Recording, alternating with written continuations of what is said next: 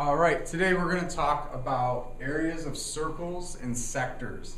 So, area of a circle you guys have done before, so you should know how to do this. Area of sector, it's going to be something a little bit different. So, let's just review for those that forgot. You'll also see the equation up under the clock as well. So, area of a circle is going to be pi times r squared. Take r, square it, and then times pi, and that's going to give you the area, r being the radius. All right, so here's an example where we're going to compare areas just to get some practice with that. So if you had a 14-inch diameter pizza, how much more pizza is that than a pizza that is 12 inches in diameter? So if you increase the diameter 2 inches, how much more pizza do you get? So what we're going to do first is a diameter of 14 is going to give us a radius of 7. So now that we have our radius, we can plug it into the area equation, and we'll get an area of 49 pi.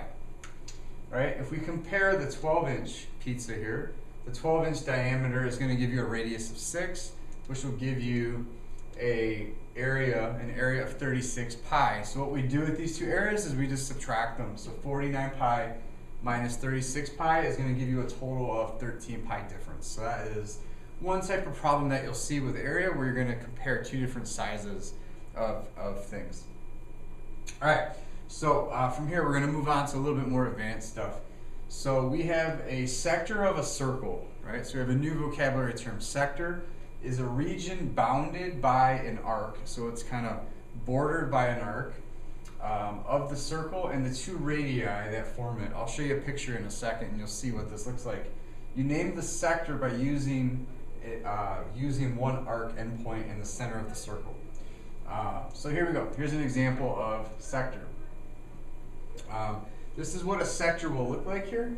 You'll have, it's pretty much like, imagine a piece of a pizza gone or a piece of a pie gone.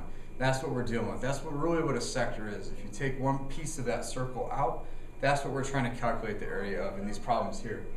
So to do that, here's what we're going to do. Similar to arc length, where we took a percentage of the circumference, in a sector, we're going to take a percent of the area of a circle. So the measure of the arc or the central angle, because the arc and the central angle are the same thing, that's what we want. We want the degrees that we want divided by 360. That's what's going to frame our fraction for this particular problem. And then we're going to multiply that by the area formula of a circle.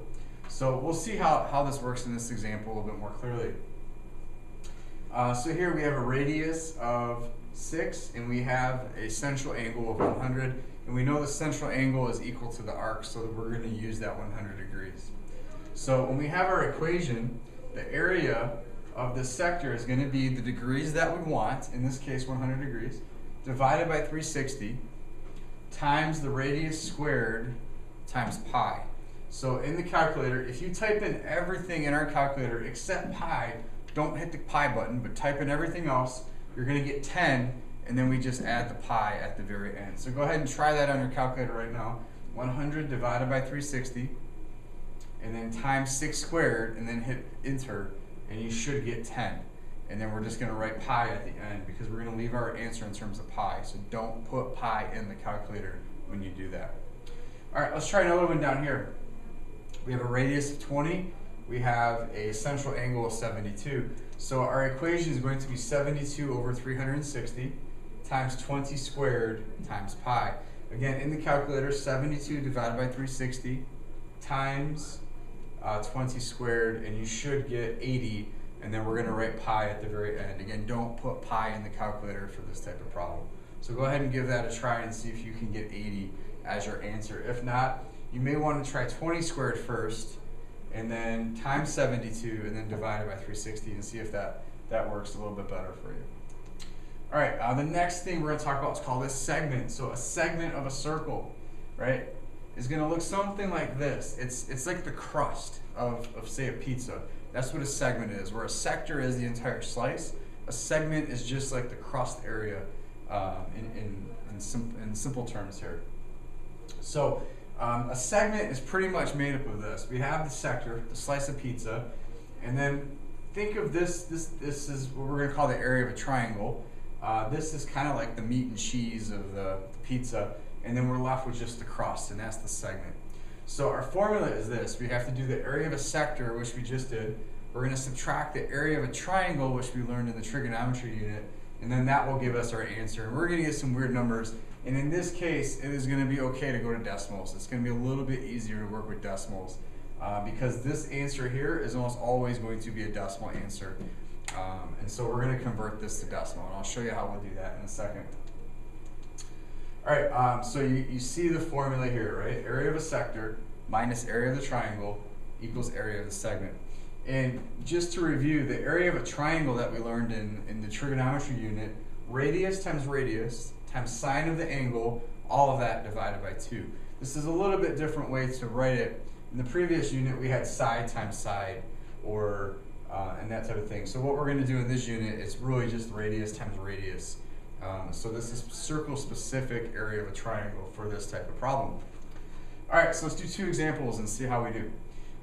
So in this case, you want to find the shaded segment. We want to find this here.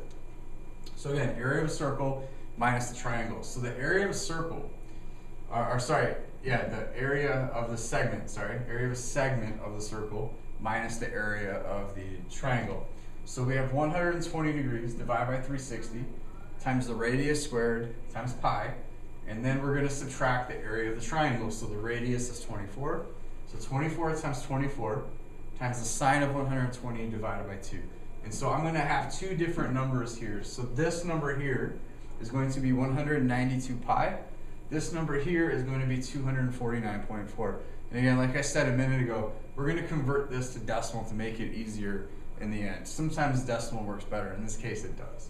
Right? So if we take 192 times pi, and in the calculator hit return, it's probably going to give you 192 pi again. So go down to the bottom right, you'll see the arrow button, hit that, and you should get 603.2. And then we're going to subtract the 249.4 and get 353.8. And that's going to be the area of our segment there. Okay. All right, so let's try the next one. We have an angle of 90, and we have a radius of 10. So we want this section here, this segment right there. So 90 divided by 360 times 10 squared times pi. That's going to give us one number. And then we're going to do the area of the triangle here. So we have 10 times 10 times the sine of 90 divided by 2. So when we do the area of the sector, you get 25 pi. When we do the area of the triangle, we get 50. So when we multiply this and subtract it, we're going to end up with an area of 28.5. So you're going to see these problems on the homework page. Again, come back and review this and go through it and pay attention to what I'm saying and what's going on. You can do this. It's really not that hard. Just really try to give your best effort.